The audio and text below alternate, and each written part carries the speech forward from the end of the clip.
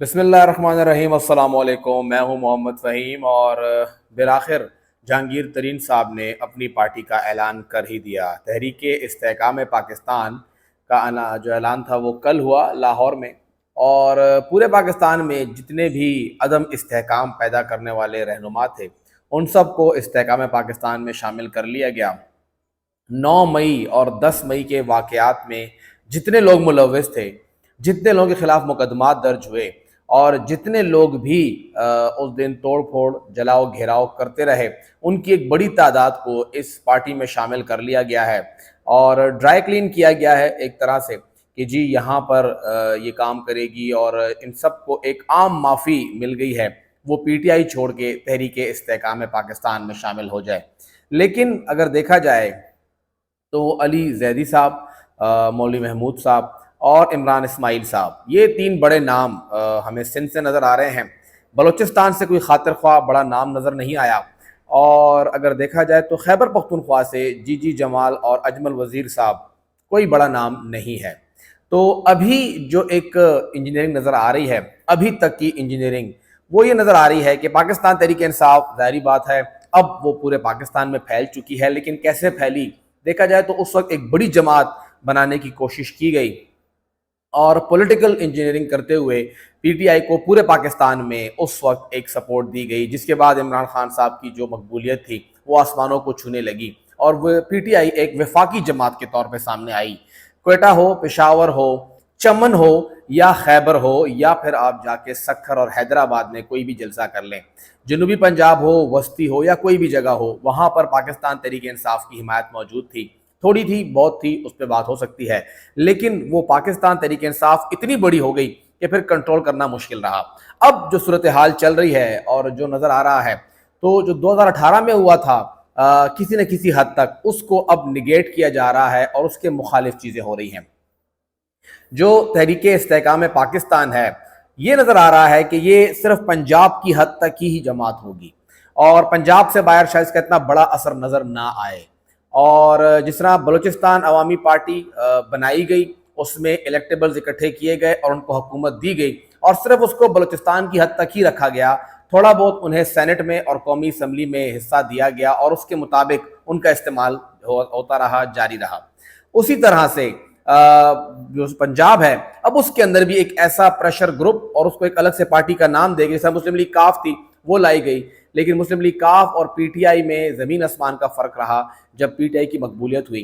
तो अब पंजाब के लेवल पे एक छोटी सी जमात बना के इतनी जमात हो कि या तो वो हुकूमत करे पंजाब में, ऐन मुमकिन है, लेकिन अगर हुकूमत नहीं करती तो उसके बगैर हुकूमत ना बने और ये जमात फैसला करे कि हुकूमत कौन करेगा और हुकूमत किसके हाथ में होगी। तो एक ऐसी जमात लाई गई और वो पंजाब तक की लिमिटेड होगी। जब वो एक इलाके में होगी तो उसको कंट्रोल करना भी आसान होगा।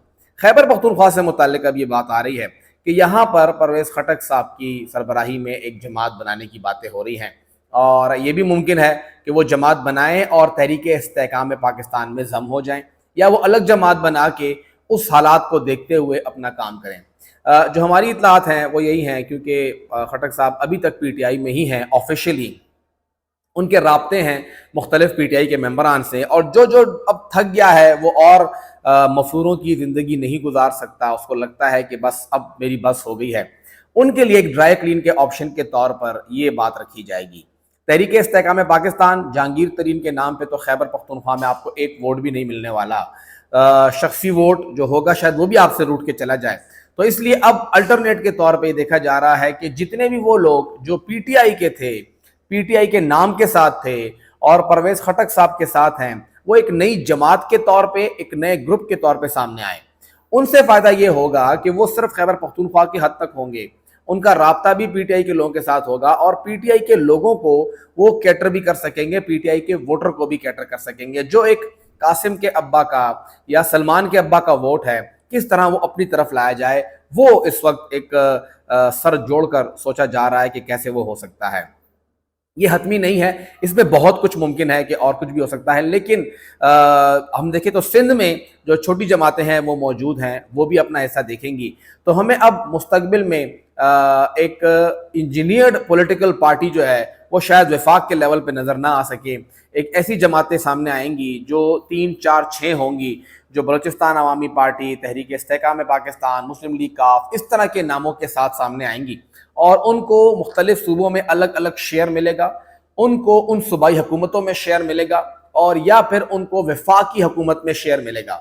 این ممکن ہے کہ ان کا ایک MNA آ جائے, وہ بھی وفاقی وزیر ہو, ایک ان کا سینیٹر آ جائے, وہ بھی وفاقی وزیر بن جائے. اس طرح سے ہر ایک پارٹی کو کہیں نہ کہیں ایڈجسٹ کیا جائے گا اور وہاں پہ یہ معاملہ ہوگا.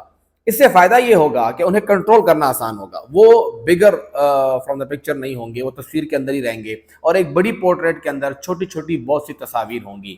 PTI کی طرح پوری تصویر جو ہے وہ کور نہیں کریں گی, پوری پورٹریٹ ان کی نہیں ہوگی. اگر آپ پورٹریٹ پھاڑیں گے تو پوری کی پوری تصویر پھٹ جائے گی.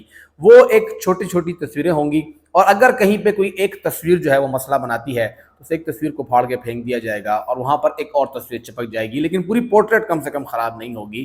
تو یہ اب ایک پلان نظر آ رہا ہے. خیبر پختونخوا میں تحریک استحکام پاکستان کے لیے کوئی آکسیجن نہیں ہے, یہاں پر ان کے لیے شاید کاربن ڈائی آکسائڈ ہی آ جائے, کیونکہ وہاں پہ ان کو فائدہ نہیں ملے گا. تو یہاں پہ آ کے ہاتھ پاؤں مارنا ان کے لیے فائدہ مند نہیں ہے.